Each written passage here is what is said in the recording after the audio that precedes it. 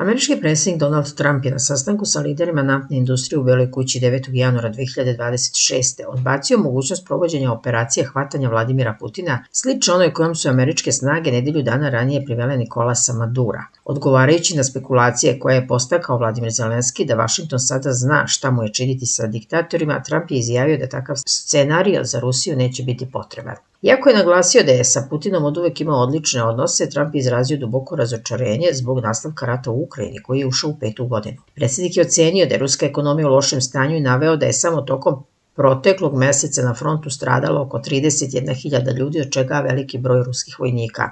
Trump je ponovio uverenje da će rešavanje ukrajinskog sukoba biti jedan od njegovih lakših zadataka, dok istovremeno fokusira na preuzimanje kontrole nad venecuelanskim naftnim resursima i planova za akviziciju Grenlanda radi pritiskivanja ruskog i kineskog uticaja.